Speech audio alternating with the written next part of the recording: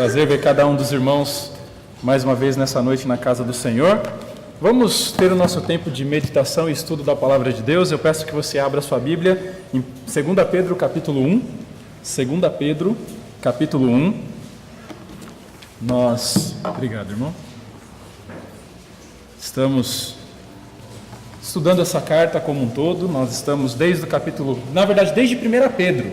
Nós começamos lá em 1 Pedro capítulo 1, passamos por toda a carta de 1 Pedro e agora nós estamos na segunda carta do apóstolo Pedro, uma carta maravilhosa, uma carta muito instrutiva, extrema relevância para a igreja, principalmente pelo cenário caótico, muitas vezes, que nós vivemos dentro do mundo teológico. Grandes confusões, então com certeza um assunto de extrema importância para nós tratarmos.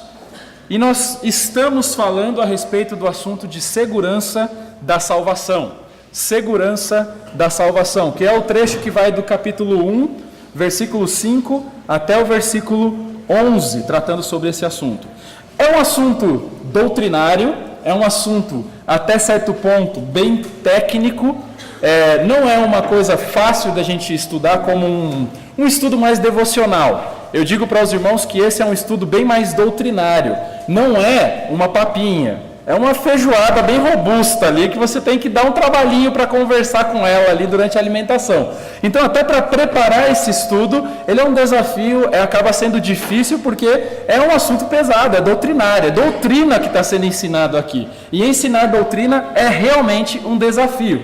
E essa é uma dos benefícios que você tem quando você prega de forma expositiva e contínua através de uma carta. Porque você não escolhe os assuntos que você vai tratar. Os assuntos já estão ali expostos e você vem na sequência e trata eles como um todo. Porque com certeza você encontra, quando você prega, textos mais fáceis, textos mais difíceis, e é normal que o pastor seja mais levado a pregar textos mais devocionais e não tanto textos doutrinários. Mas quando a gente prega numa sequência, nós abrangemos toda a Escritura. E nós sabemos que a palavra de Deus deve ser pregada em sua totalidade, porque é palavra de Deus. Sendo fácil ou sendo mais difícil de ser compreendido, é a palavra de Deus, tem a sua importância e tem o seu significado e quer trabalhar em nosso coração. Então vamos continuar estudando a respeito desse assunto, que é carregado de doutrina, é um assunto bem importante, a doutrina da segurança da salvação. Irmãos, Deus quer que seus filhos desfrutem de plena segurança de salvação. É desejo de Deus que você tenha certeza que você vai para o céu. Por isso Pedro escreve aqui nesse trecho a respeito deste assunto. Porque é desejo de Pedro também que os crentes aos quais recebem essa carta dele, que eles desfrutem da garantia da salvação que eles têm em Cristo Jesus. Nós sabemos que um dos nomes que Satanás recebe é qual? O acusador, não é verdade? Sendo o acusador, sabe o que Satanás muitas vezes quer fazer? Ele quer colocar dúvidas na nossa mente, ele quer colocar dúvidas em nosso coração a respeito da nossa salvação. Deus, por outro lado, ele quer autenticar a nossa salvação, ele quer afirmar a nossa segurança em Jesus Cristo. Nós podemos dizer, irmãos, que de certa forma, Satanás age muitas vezes de duas maneiras. Primeira, ele quer colocar dúvida de salvação na mente do salvo. Talvez você já experimentou isso. Você peca e Satanás começa lá. Você é salvo mesmo? Você tem certeza que... Avalie sua vida, meu amigo. Não, isso é um lixo. É incapaz de um cristão verdadeiro ter essa atitude que você tem. E Satanás fica ali martelando. Por quê? Ele quer colocar essa interrogação na sua vida, porque através disso você não vai ser produtivo. Você vai viver no medo, você vai viver pensando que talvez você seja um hipócrita. Por outro lado, Satanás também age não somente colocando dúvida de salvação na mente de um salvo, mas ele também muitas vezes coloca convicção de salvação na mente de um não salvo. Para quê? para que ele se sinta seguro, quando na verdade ele deveria ficar de olho aberto, porque ele está perdido, ele está caminhando em direção ao inferno, e ele nem se liga a esse fato, ele nem presta atenção a isso. Então Satanás faz isso para que ela continue em direção ao inferno, sem se atentar ao perigo que essa pessoa muitas vezes está correndo. Irmãos, por isso que esse assunto que Pedro trata aqui, sobre segurança de salvação, se torna tão importante para nós. Pedro, ele tem uma preocupação especial sobre esse assunto, e por isso que ele escreve sobre ele aqui na sua carta. Pedro quer que seus leitores desfrutem de plena segurança de salvação. Agora deixa eu te mostrar mais ou menos como esse assunto de segurança de salvação se encaixa dentro de um todo da carta de 2 Pedro. É interessante que é uma carta bem curta, somente 3 capítulos, onde o tema principal dela está no capítulo 2, quando ele trata diretamente sobre falsos mestres, sobre quem são, o perfil, e ele trata isso de forma bem clara, de forma bem transparente. Nós sabemos que a carta de Pedro está nos ensinando de forma bem prática como nós podemos nos proteger e como nós podemos combater os ensinos de falsos mestres, de pessoas que entram na igreja com doutrinas falsas, com heresias. Mas como nós podemos nos proteger desses ataques, irmãos? É fato, como nós já vimos, que a igreja está sofrendo ataques, tanto que é o tema da nossa carta. A igreja sob ataque. Mas como nós podemos nos defender desse ataque? Pedro coloca de forma bem clara aqui na sua segunda epístola, que é através do conhecimento. Ele diz várias vezes que nós devemos conhecer. Somente nesses 3 capítulos, 16 vezes, a palavra conhecimento aparece aqui. Ou seja, não há espaço na vida cristã para você ser preguiçoso mentalmente, para você não se envolver ou querer aprender mais a respeito das Escrituras. Não há espaço para isso. O cristão, ele deve se aprofundar no conhecimento da Bíblia. Ele deve querer aprender mais a respeito da palavra de Deus. Ele não pode ter preguiça, ele não pode ter relaxo na maneira que ele trata as Escrituras. Ele deve estudar a palavra de Deus com seriedade, para que ele possa conhecer a respeito da palavra de Deus. Agora, a pergunta que surge é: o que o cristão deve conhecer? A fim de se proteger então desses falsos mestres e desses falsos ensinos. Pedro apresenta aqui 4 sistemas de defesa. Então, quais são? Primeiro, conheça a sua salvação. Segundo, conheça as Escrituras. Terceiro, conheça seus adversários. E quarto, conheça o seu ensino. Então, 4 sistemas de defesa que Pedro nos apresenta, a fim de que nós, como igreja, possamos nos proteger contra os falsos mestres e contra os seus falsos ensinamentos. Então, basicamente isso: conheça a sua salvação, as Escrituras, o seu adversário e o seu ensino. E nós estamos tratando sobre esse primeiro bloco aqui, ó. Conheça a sua salvação, que vai do versículo 1 até o versículo 11. E nós já caminhamos um pouco a respeito desse assunto de conhecer a sua salvação. Por exemplo, nós já falamos sobre qual é a fonte da nossa salvação.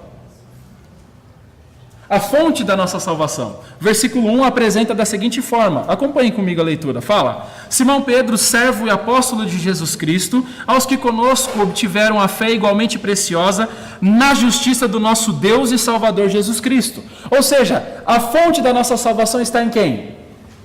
Em Deus, na pessoa do nosso Senhor e Salvador Jesus Cristo. E essa é a base da nossa salvação. Olha o que diz o versículo 2: graça e paz vos sejam multiplicadas aonde? No pleno conhecimento de Deus e de Jesus, nosso Senhor. Então, aqui nós vemos qual é a base da nossa salvação. E em terceiro, nós vimos a suficiência da nossa salvação. Ela é suficiente para o quê? Olha o que diz versículo 3 e 4. Fala: visto como pelo seu divino poder nos têm sido doadas todas as coisas que conduzem à vida e à piedade, pelo conhecimento completo daquele que nos chamou para a sua própria glória e virtude. E o versículo 4 diz: pelas quais nos têm sido doadas as suas preciosas e muito grandes promessas, para que por elas vos tornei coparticipantes da natureza divina, livrando-vos da corrupção das paixões que há no mundo. Ou seja, o que nos é providenciado através da salvação? Tudo. Tudo que nós precisamos para viver a vida cristã, nós recebemos de Deus na pessoa de Jesus Cristo, no momento que nós colocamos a nossa fé em Jesus Cristo. Naquele momento nos têm sido doadas todas as coisas que nós precisamos para viver neste mundo de forma piedosa. Você não tem desculpa para ser carnal. Você não tem desculpa para não ser um crente piedoso, para não ser um crente que busca a santidade e a santificação. Porque você tem todas as ferramentas necessárias para que você se torne, então, um cristão que vive de forma piedosa. Agora, nos versículos 5 a 11, ele começa a tratar sobre o assunto de segurança de salvação. E conhecer sobre esse assunto é essencial, porque dessa forma nós estaremos também protegidos das investidas de falsos mestres, porque falsos mestres sempre tentarão adulterar esse ensinamento, sempre tentarão colocar esse ensinamento de forma errada, sempre colocarão que a salvação não é algo estabelecido e seguro. Você precisa de fazer algumas coisas, senão você pode perder a sua salvação. Na verdade, muitas denominações ensinam que dizer que você pode ter certeza que é salvo é quase blasfêmia. Você não deve usar essa afirmação. Se você diz isso, você está sendo presunçoso e arrogante. Que é impossível nós termos essa certeza. Muitas denominações, muitos falsos mestres ensinam isso. Mas o que nós vemos aqui é que Pedro coloca esse assunto de uma forma totalmente diferente. Ele fala: eu quero que você tenha essa certeza. Eu quero passar para você essa segurança. E eu estou tratando com os irmãos a respeito desse assunto de segurança de salvação, e eu dividi esse assunto em 4 partes. Nós vimos as 2 primeiras na semana passada. Qual foi a primeira parte? Um esforço requerido, lembra? Olha o que diz o versículo 5. Olha o que diz o versículo 5. E por isso mesmo, vós, empregando toda a diligência, acrescentai a vossa fé. Ou seja, o que está sendo dito aqui? Está sendo exigido da nossa parte um esforço também. Se por um lado nós temos tudo o que nós precisamos em Cristo para viver a vida cristã, por outro lado nós temos que fazer tudo o que está ao nosso alcance para vivermos a vida cristã para agradar a Deus. Então parece meio contraditório, mas na verdade ambos se completam. Você tem a providência divina e você tem a participação humana nesse processo que muitas vezes na mente de Deus funciona de forma adequada e nas nossas mentes às vezes não tanto, mas nós sabemos que funciona dessa forma. Como por exemplo nós olhamos Filipenses capítulo 2, versículo 12, é dito o seguinte: assim pois, amados meus, como sempre obedecestes não só na minha presença, porém muito mais agora na minha ausência, Paulo falando, ele fala o que para aqueles crentes? Desenvolvei a vossa salvação com temor e tremor. Ou seja, qual era a responsabilidade daqueles crentes? Desenvolver a salvação, ou seja, crescer espiritualmente. Essa era a responsabilidade deles, essa é a sua responsabilidade como cristão, crescer espiritualmente. Esse é o imperativo que nós temos. Há um esforço da nossa parte. A segurança da salvação, ela vem como fruto de um esforço diligente da nossa parte. A maior prova que você é salvo é que você tem se esforçado para desenvolver a sua salvação. Se você não tem se esforçado para desenvolvê-la, pare de se enganar. Você não é salvo. Você nunca conheceu a Jesus Cristo. Você está cego. Agora, o que a Bíblia coloca aqui de forma clara é: a segurança de salvação vem através de um esforço diligente. Nós precisamos nos esforçar de forma zelosa para desenvolver a nossa salvação. Mas como nós podemos desenvolver a nossa salvação? O próximo ponto trata sobre isso. Ele vai falar sobre a segunda parte, que é o quê? As virtudes a serem buscadas. Ele não simplesmente fala, desenvolva a sua salvação. Ele fala o que deve ser visível na sua salvação. Qual que é o lado visível da salvação? Muitas vezes nós dizemos, e dizemos com razão, a salvação Deus somente pode julgar. Em última instância, isso é verdade. Mas nós sabemos de forma clara nas Escrituras que uma pessoa que conhece a Jesus Cristo, uma pessoa que se achega a Jesus Cristo, ela é impossível continuar da mesma forma. É impossível que não haja transformação de vida. É tão impactante o momento que você é salvo, que nós chamamos isso de novo nascimento. É algo muito forte, é radical, é uma transformação radical que acontece na sua vida. E se essa transformação, quando ela acontece, ela é vista, ela é visível, através do quê? Virtudes. Quais são essas virtudes? Olha o que diz versículo 5. Versículo 5 fala: por isso mesmo, vós, reunindo toda a vossa diligência, associar com a vossa fé o quê? A virtude. Com a virtude o conhecimento, com o conhecimento o domínio próprio, com o domínio próprio a perseverança, com a perseverança a piedade, com a piedade a fraternidade e com a fraternidade o amor. Então ele menciona aqui 7 excelências morais: virtude, conhecimento, domínio próprio, perseverança, piedade, fraternidade e amor. Você fala: pastor, eu não entendi, o que essas palavras significam? Por pesquisa na internet.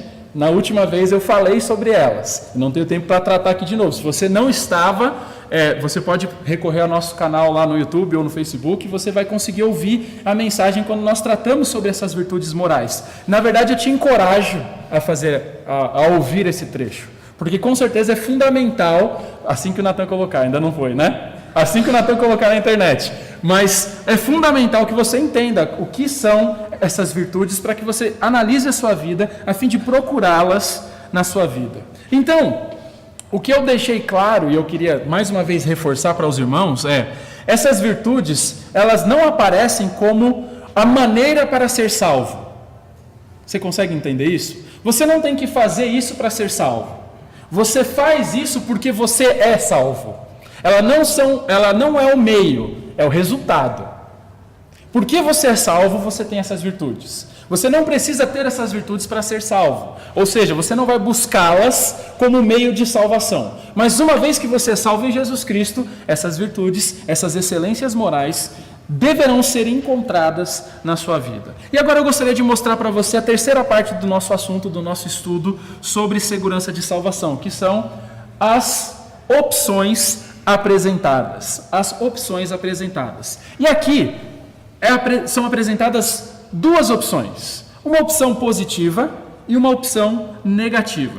Vamos observar primeiramente a opção positiva. Olha o que diz o versículo 8. Versículo 8, acompanhe comigo a leitura. Fala assim: porque estas coisas, existindo em vós e em vós aumentando, fazem com que não sejais nem inativos, nem infrutuosos no pleno conhecimento do nosso Senhor Jesus Cristo.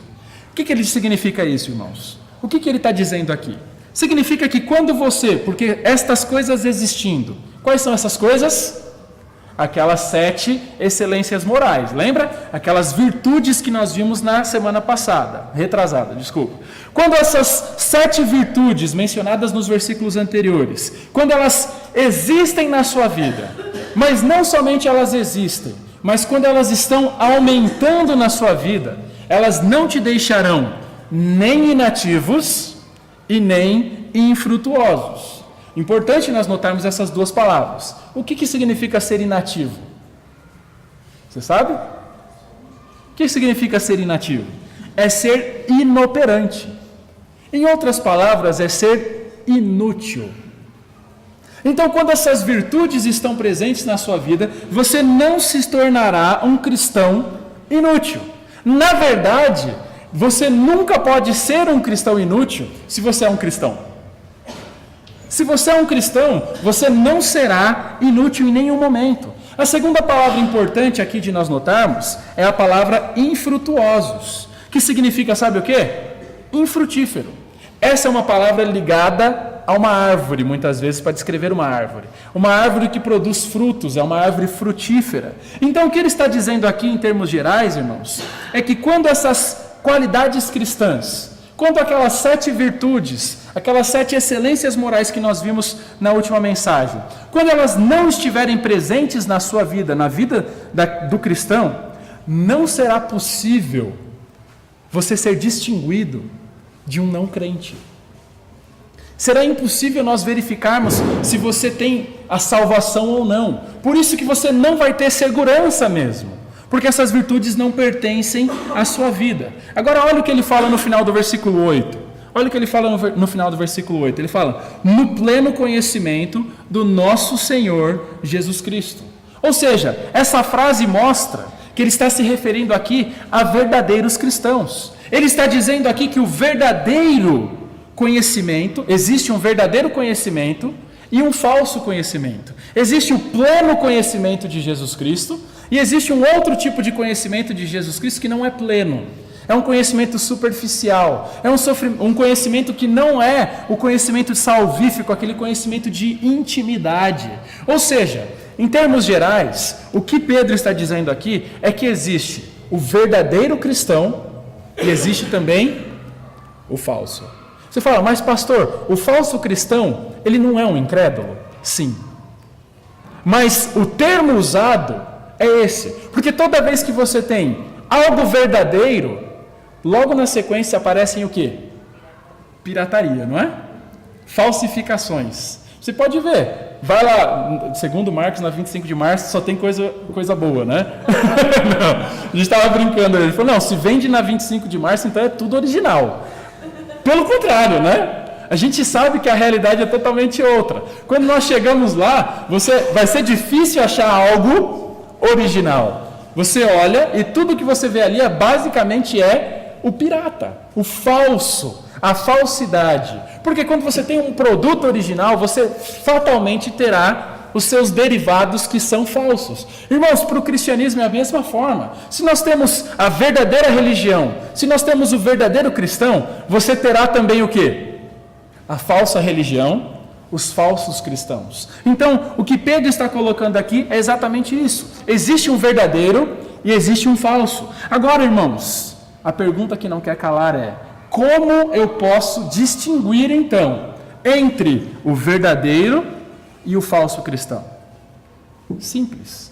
Pedro deixa claro aqui. O verdadeiro cristão, ele terá em sua vida as 7 excelências morais que nós vimos na semana passada. Aquelas virtudes estarão presentes na sua vida, não somente elas estarão presentes, mas elas estarão também crescendo, que é o que o texto diz, que essas virtudes devem estar presentes e crescendo, devem estar em desenvolvimento na sua vida. E isso mostra que você então é uma nova criatura em Jesus Cristo. Sabe o que diz Efésios capítulo 1, versículo 3? Diz: bendito seja o Deus e Pai do nosso Senhor Jesus Cristo, que nos abençoou com todas as bênçãos espirituais nas regiões celestes. Quais são as bênçãos espirituais que o nosso Senhor nos abençoou em Cristo Jesus? Essas virtudes morais, essas excelências morais são as bênçãos que Deus coloca nas nossas vidas. Nós recebemos todas as sortes de bênção quando nós colocamos a nossa fé em Jesus Cristo. Além disso, não indo muito longe, olha o que diz o versículo 3 aqui do capítulo 1. Pedro mesmo diz assim: visto como pelo seu divino poder nos têm sido doadas todas as coisas que conduzem à fé, conduzem à vida e à piedade, pelo conhecimento completo daquele que nos chamou para a sua própria glória e virtude. Então, o que nos foi doado? Aquelas 7 virtudes morais que nós vimos.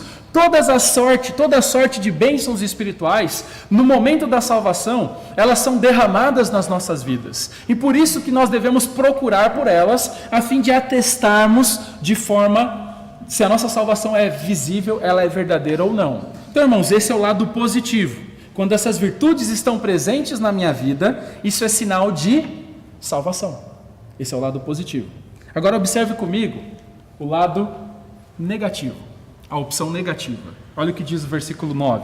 Versículo 9 fala: pois, acompanhe comigo a leitura, fala assim, ó: pois aquele a quem estas coisas não estão presentes é o quê?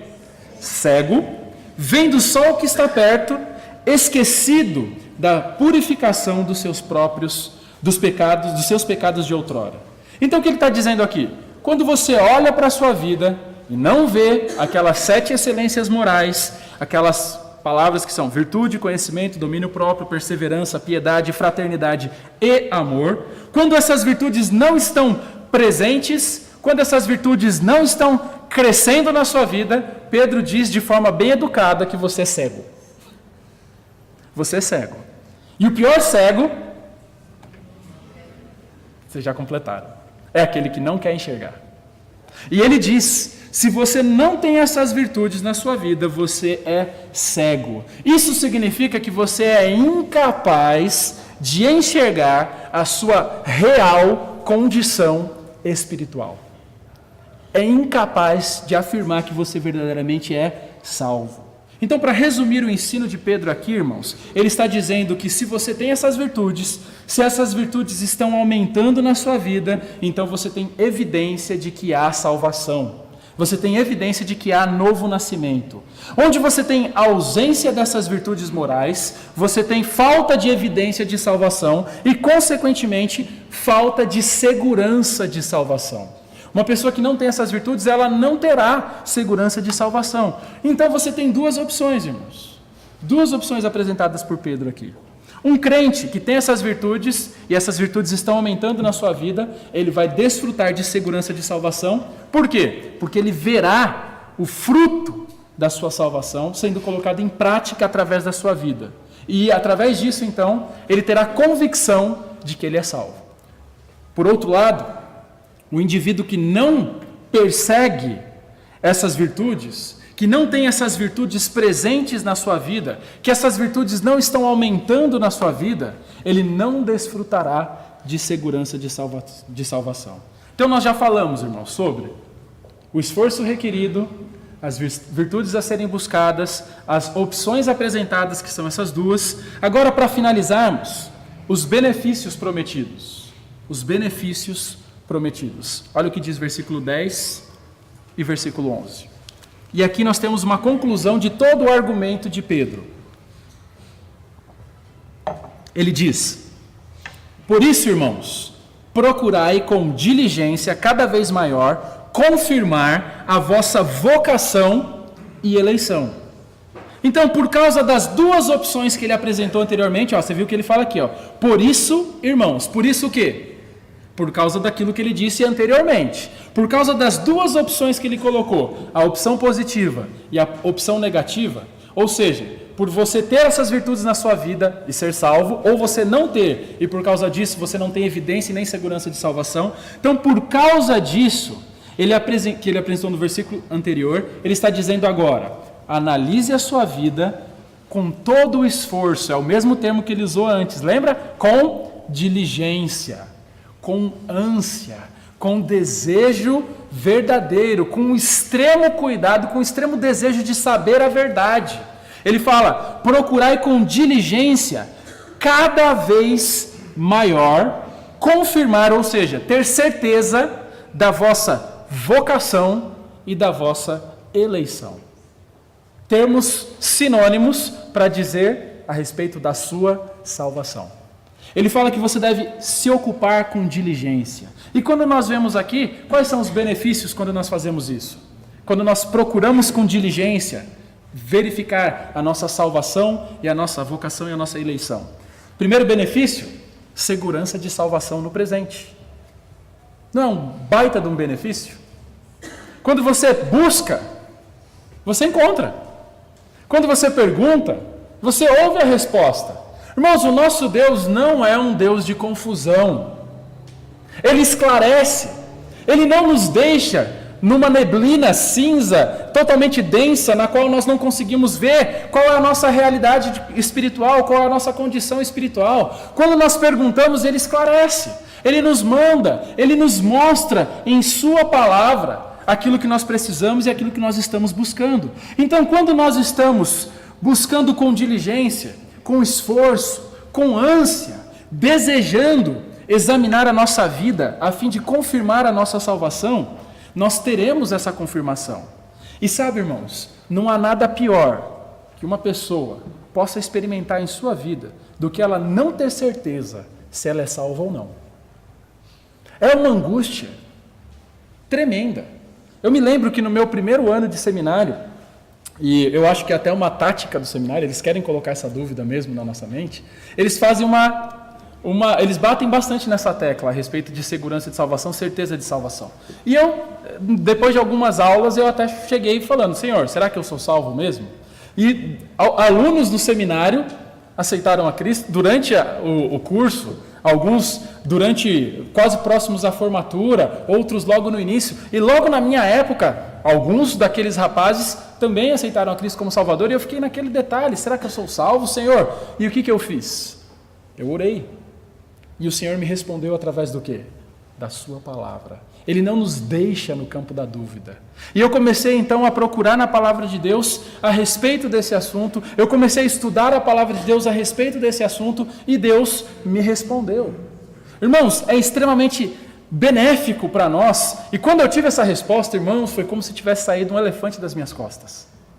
Por quê? Eu tinha paz, eu tinha alegria de ter segurança de que o meu destino é certo, de que eu estou caminhando e eu chegarei naquele alvo que eu estou seguindo, que eu estou mirando. E com certeza isso é traz grande alegria para os nossos corações. Mas pelo contrário, a tristeza que dá ao coração de uma pessoa que não tem plena convicção da sua salvação. Por isso Pedro diz aqui, seja determinado em examinar a sua vida, a fim de você confirmar se você é salvo ou se você não é salvo.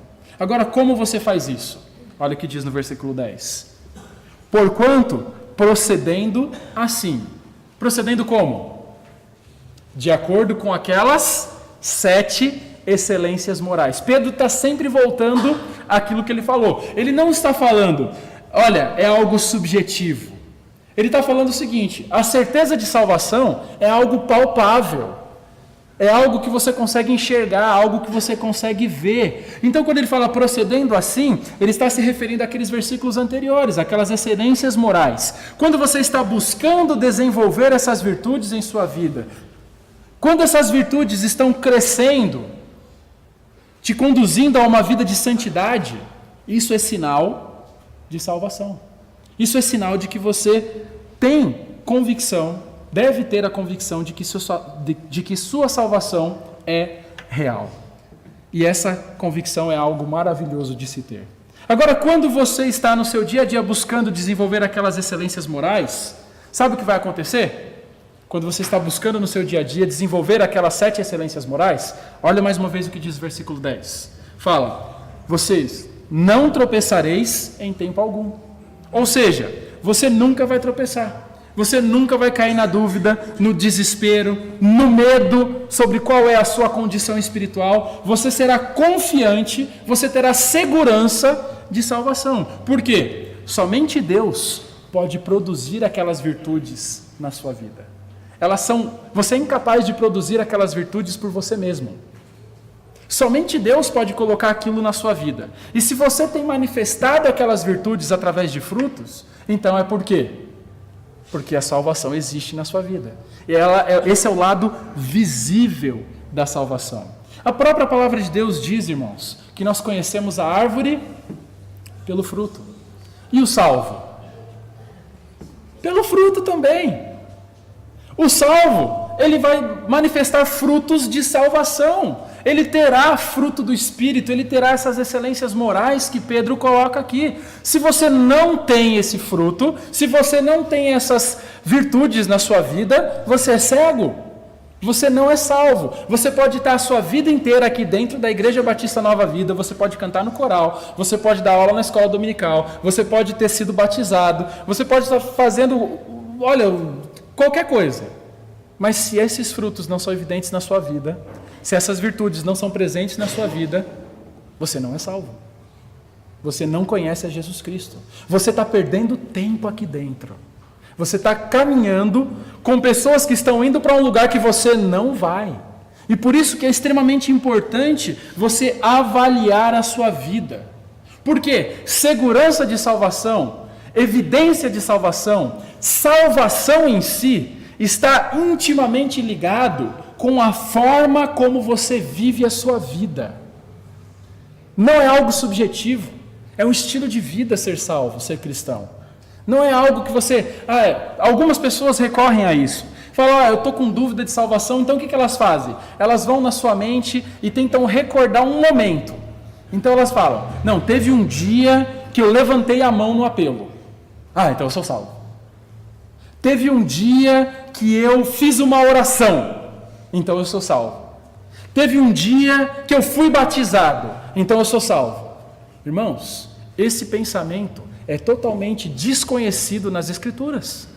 Você não vê em nenhum lugar que isso é base para a segurança de salvação. Eu estava lendo essa semana o testemunho de um pastor, e ele estava falando a respeito desse assunto em um livro. E ele falava assim, que ele não conseguia determinar o dia exato da salvação dele, porque ele cresceu num lar cristão, o avô era pastor, o pai era pastor, ele cresceu dentro de uma igreja, ele cresceu ouvindo a respeito das verdades do Evangelho, em nenhum momento ele foi inimigo do Evangelho, em nenhum momento ele desacreditou o Evangelho, ele sempre acreditou em Jesus Cristo, ele sempre acreditou na Bíblia, e se perguntassem para ele, quando foi que você se converteu? Ele fala, eu não sei te dizer a data exata, mas será que você precisa dizer a data exata para você ser salvo verdadeiramente?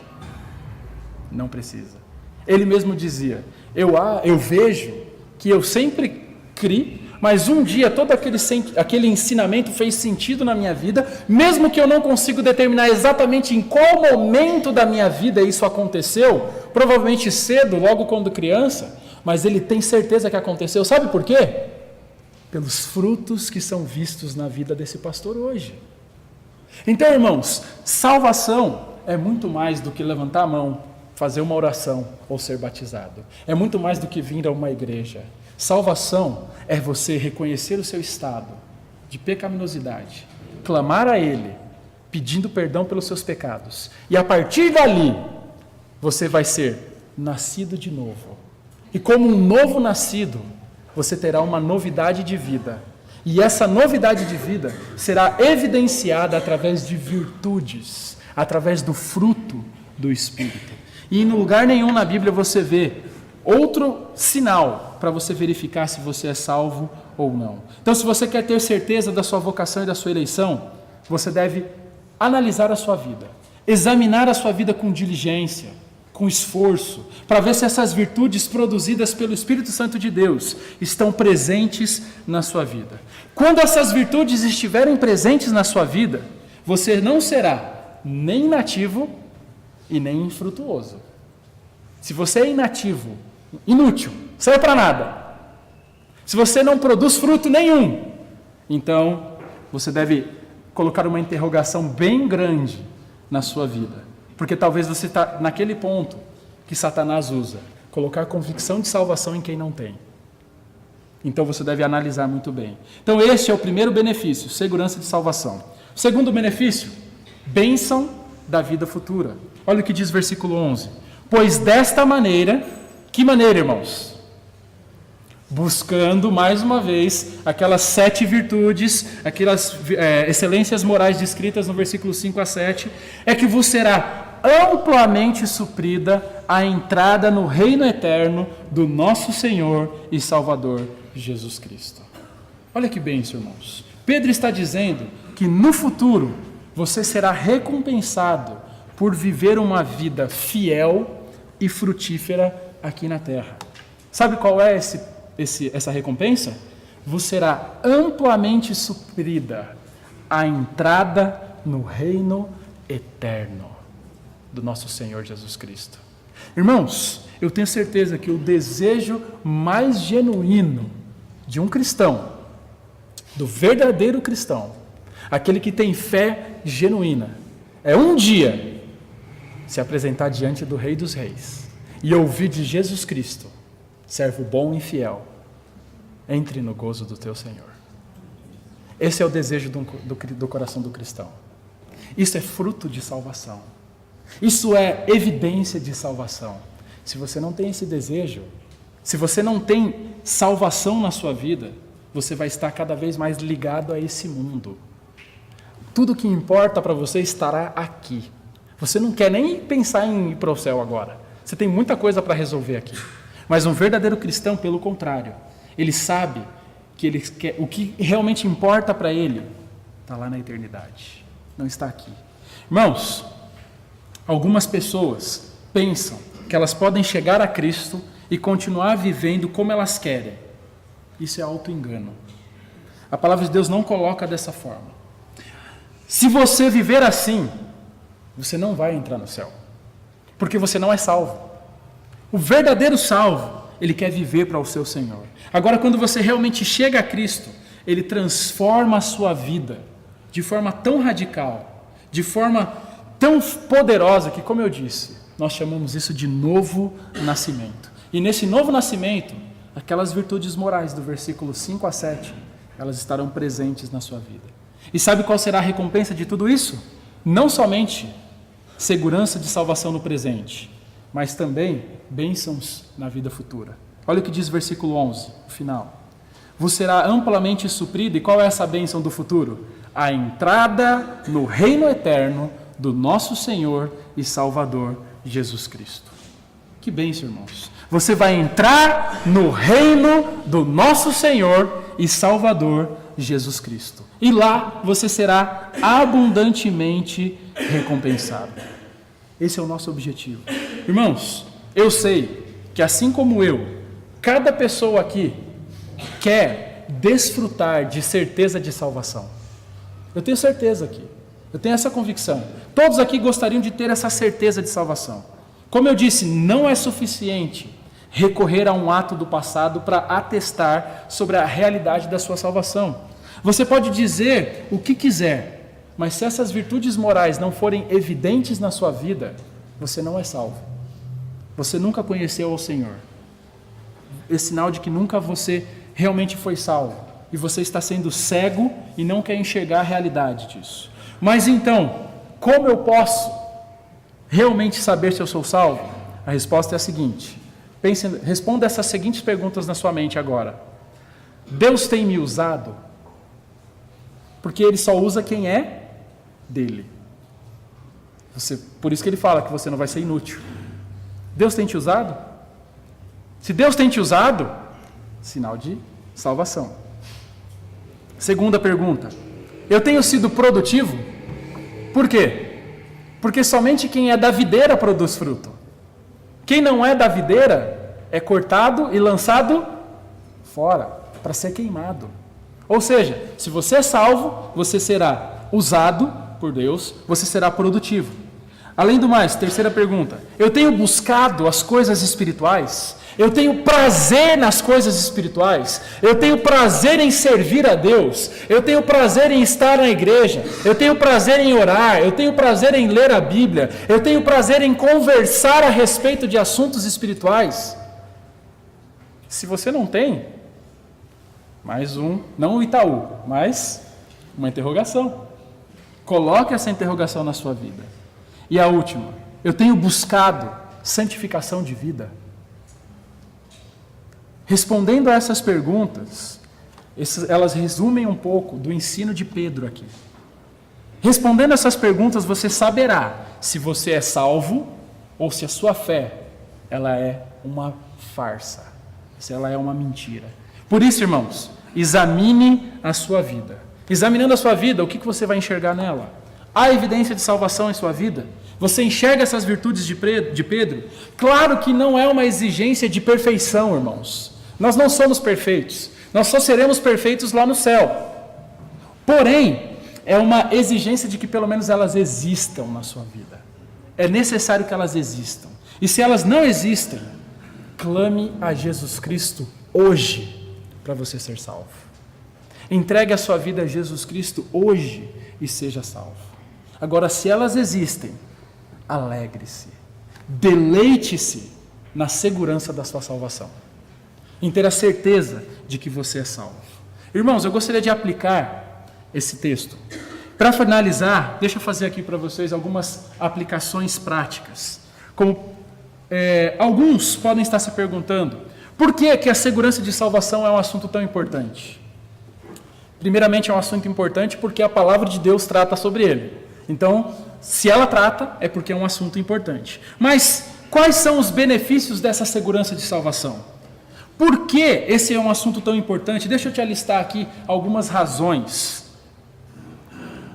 de por que esses benefícios de segurança são tão importantes. Primeiro, a doutrina da segurança de salvação ela é importante porque, em primeiro lugar, ela nos leva a amar mais a Deus. Essa doutrina nos leva a amar mais a Deus e louvá-lo pela sua graça em nossa vida, irmãos.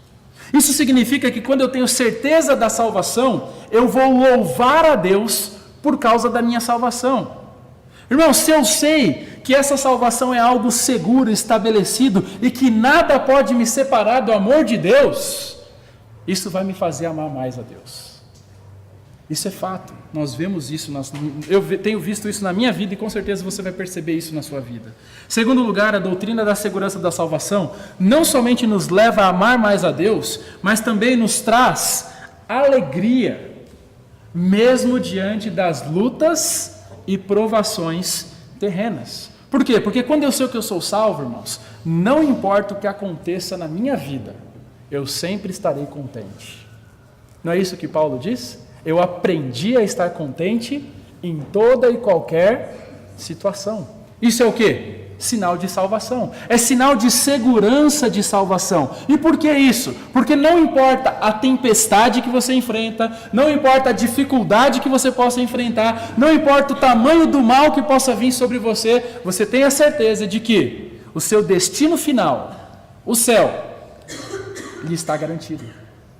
Nada vai mudar. Então, a sua alegria não será tirada por qualquer circunstância nessa vida, por qualquer dificuldade. Terceiro benefício que essa doutrina da segurança de salvação nos traz é que ela nos faz zelosos e obedientes em nosso serviço a Deus. Irmãos, ter certeza da salvação não deve produzir preguiça, não deve produzir relaxo na vida cristã, acomodação. Pelo contrário, deve produzir serviço. Porque eu sei que um dia eu terei que me apresentar diante de Deus e darei conta da minha vida.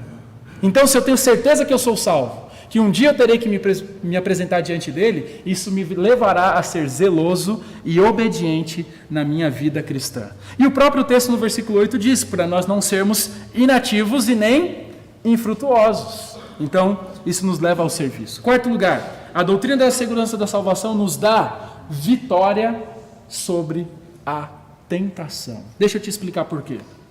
Porque mesmo em meio a tentações, mesmo em meio às tentações mais ferrenhas que eu possa enfrentar, eu sei que eu pertenço a Deus.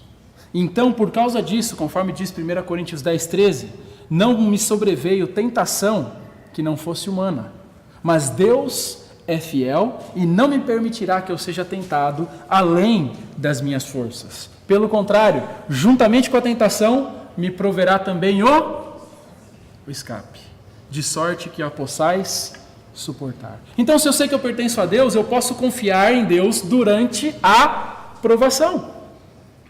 Isso é fruto de quê? Segurança de salvação. Mas não somente isso, mas também eu posso confiar que, mesmo se eu não conseguir vencer alguma provação, alguma tentação na minha vida, no presente, isso não muda a minha condição no futuro. Eu não perco a minha salvação por causa disso. Porque eu peco, eu não perco a minha salvação. Porque eu sei que Deus é fiel e justo para me perdoar os pecados e me purificar de toda a injustiça.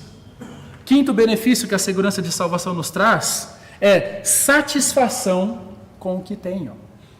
Satisfação com aquilo que Deus tem me dado.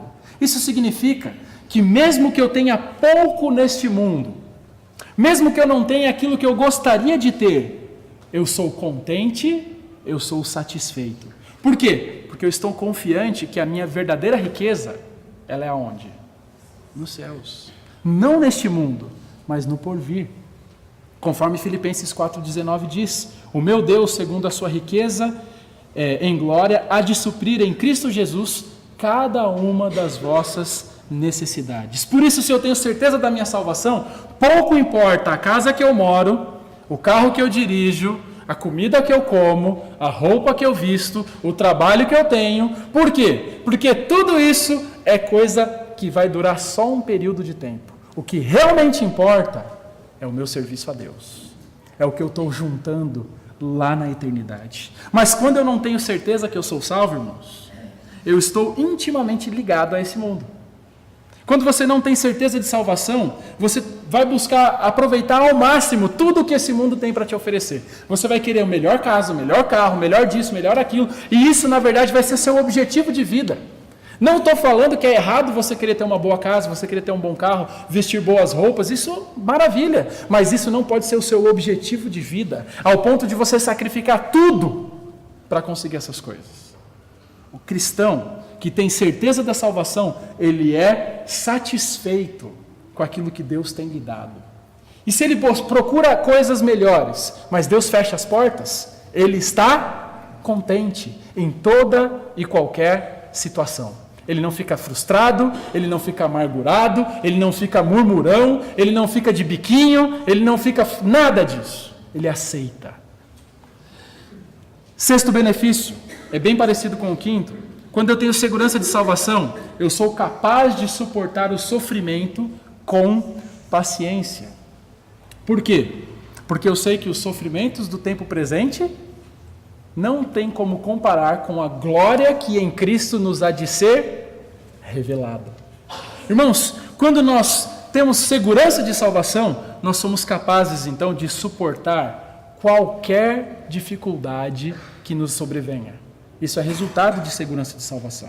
Sétimo lugar, a segurança de salvação alivia uma consciência pesada. O que significa isso, irmãos? Quando eu me sinto culpado, quando eu me sinto o pior dos pecadores, você já se sentiu assim? Quando você fala, poxa, eu sou miserável. Quando a sua consciência te condena, quando você não consegue imaginar como Deus pode te amar sendo você tão miserável como você é.